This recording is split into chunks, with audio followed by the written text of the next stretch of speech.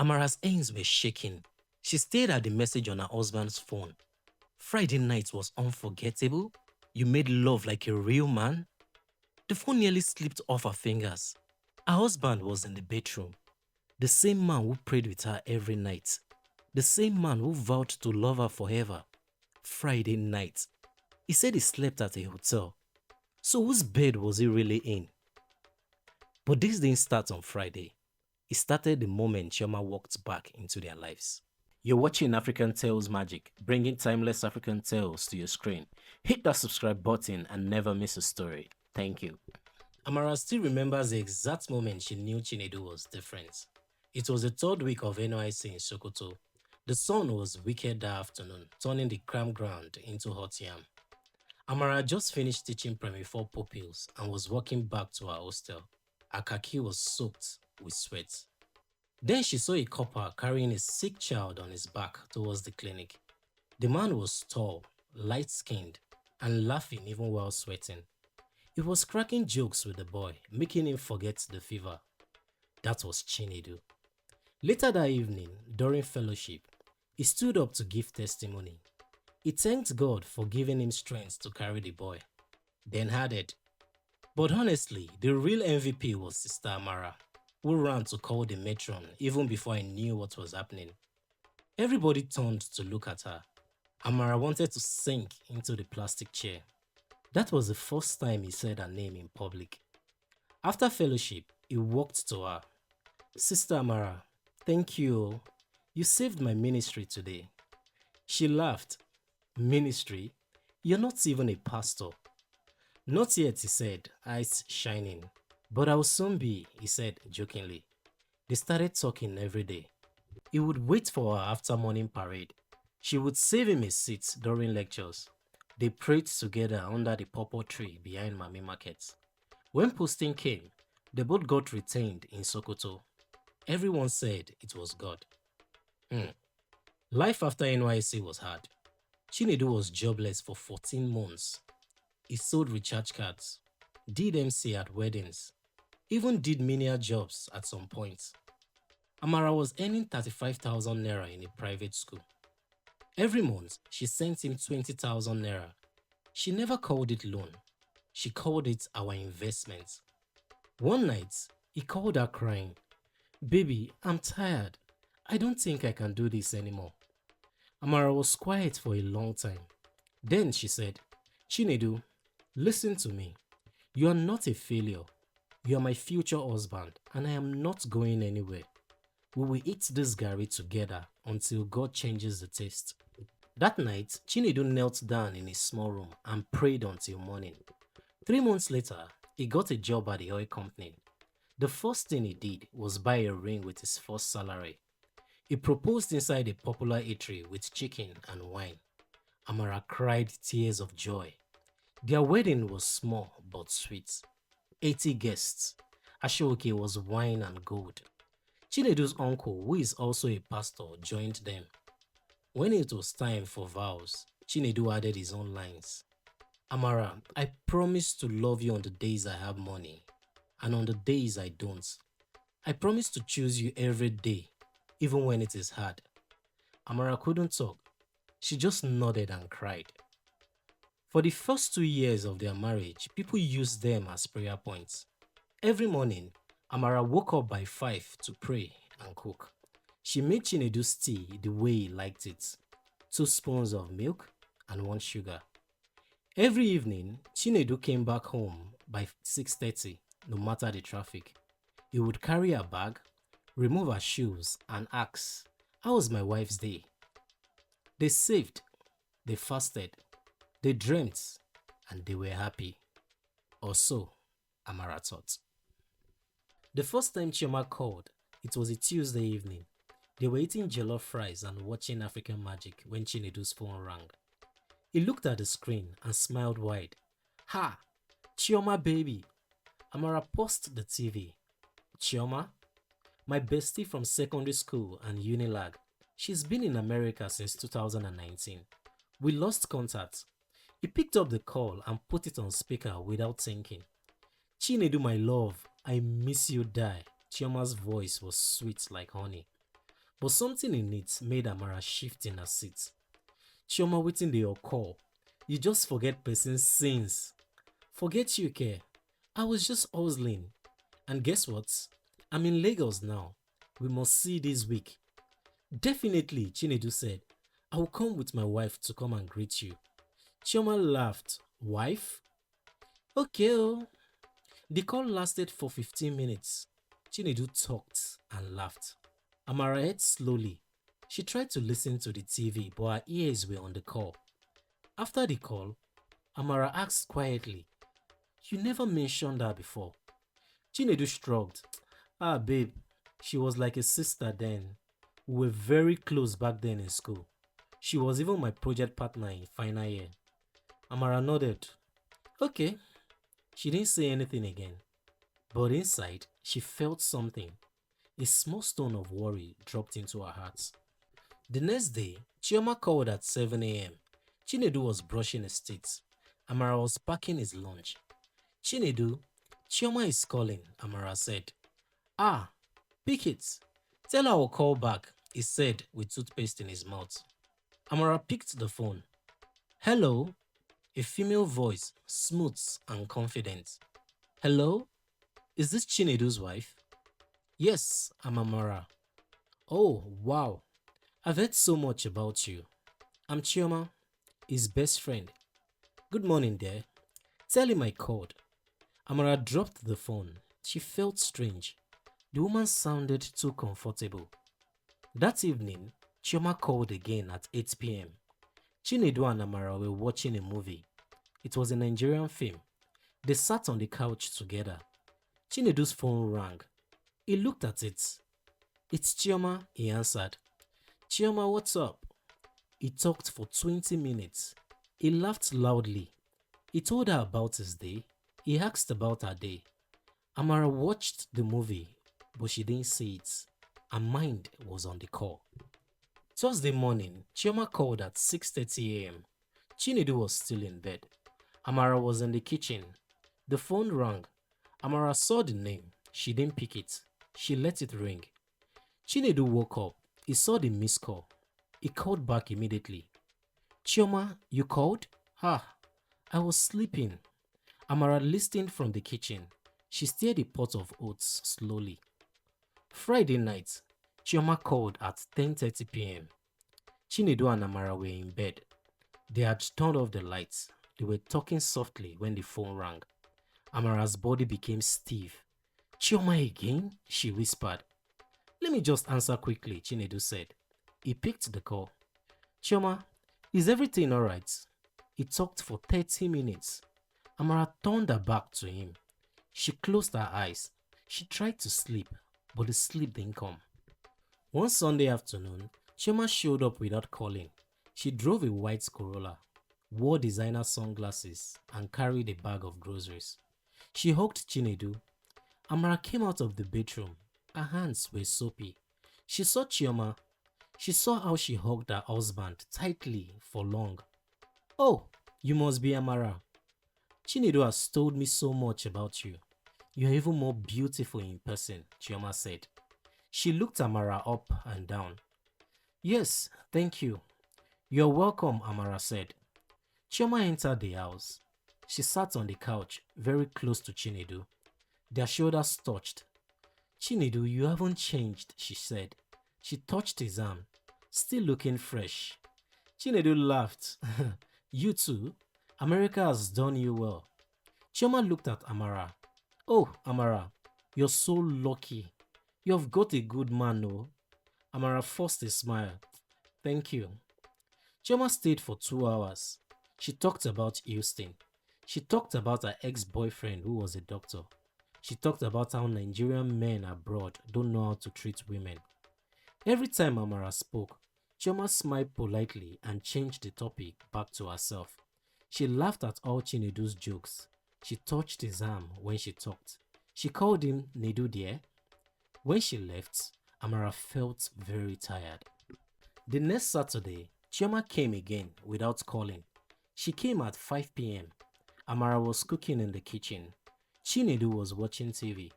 Surprise, Chioma said again. This time, She carried a bottle of wine. She sat between Chinedu and Amara on the couch. She opened the wine herself. She poured for Chinedu. She poured for herself. She didn't ask Amara if she wanted. Nedu dear, remember that time in university when we went for that party, she said. Ah, that party, Chinedu laughed. You wore that red dress, I know, right? Amara sat on the edge of the couch. She felt like a stranger in her own house. When she finally left, Amara was quiet for a long time. Chinedu noticed.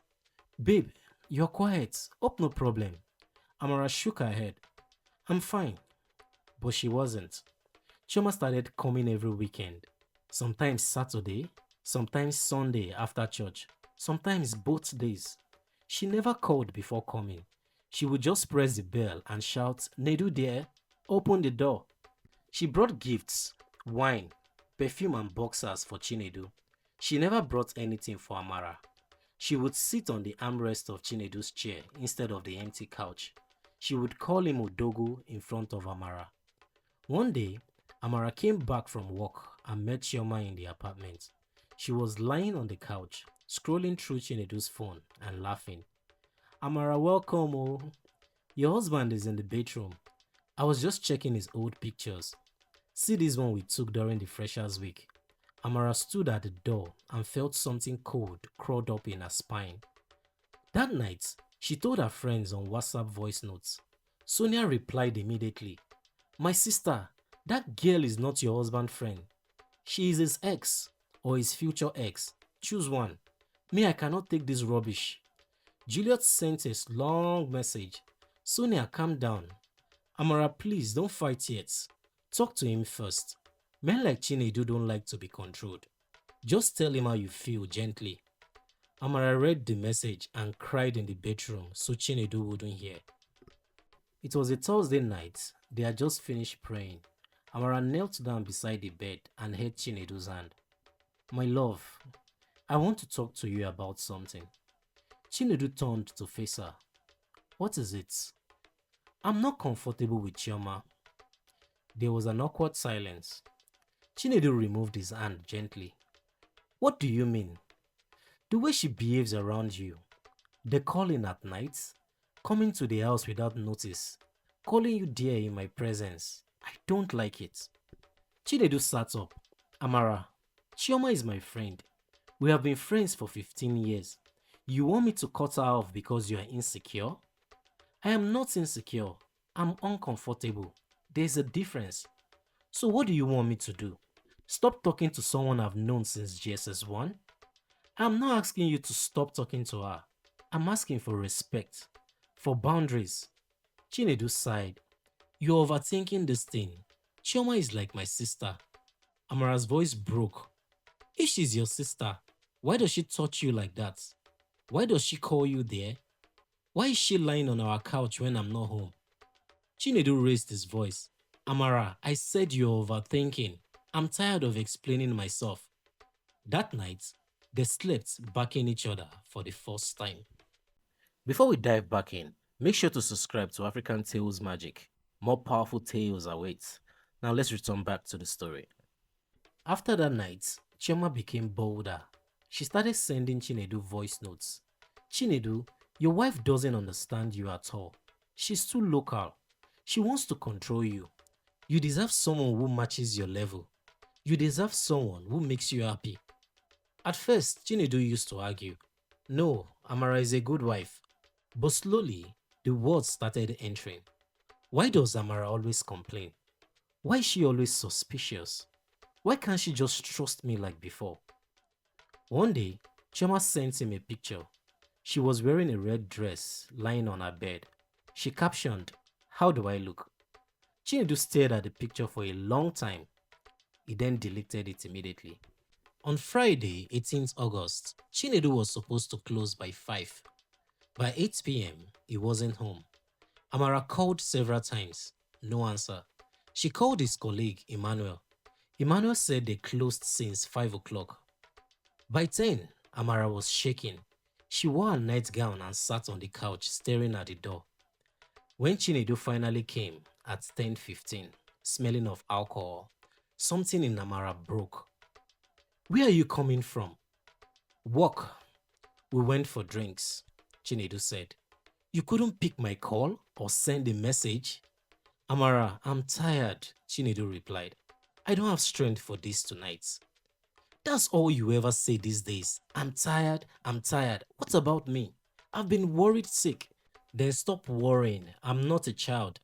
So going out till 10 and not picking calls is now maturity. Amara, leave me alone, Chinedu thundered. He stormed out and slammed the door. Chinedu drove around Lagos like a madman. He didn't know where to go. His father's house was too far. He called Chioma. She picked on first ring. Chinedu, what happened? He told her everything. She listened quietly. Then she said, come to my place. I cooked pepper soup. Come and eat. Don't sleep inside the car, please. He knew he shouldn't go, but he was angry. He was hurt. He was vulnerable. So he went.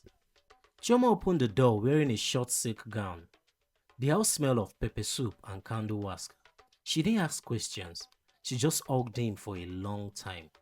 She served him food. She poured him wine. She played slow music, Flavor and Tiwa Savage. She listened while he talked. She wiped his tears. She said all the right words. You're such a good man. You deserve peace. You deserve to be happy. One hug became two. One touch became many. One kiss became everything. That night, Chinedu crossed the line he swore he would never cross. Saturday morning, the sun came in through the window. Chinedu woke up. He was in a strange bed. He was naked. He looked beside him. Chioma was there, sleeping. His heart stopped. What have I done? He whispered. Guilt crushed him like a heavy stone. He couldn't breathe. Chioma opened her eyes. She pretended to be shocked. Oh my God, I can't believe this happened, she said. But inside she was happy. She had gotten what she wanted. Chinedu looked at his phone. It was 7 a.m. He saw over 30 missed calls from Amara. He saw messages like, my love, please come home. I'm sorry. Where are you? He rushed out of the bed. He dressed quickly. He didn't even look at Chioma. Chinedu, wait. Let's talk about this, Chioma said. He didn't even answer. He left. When he got home, Amara opened the door. Her eyes were red. She had been crying.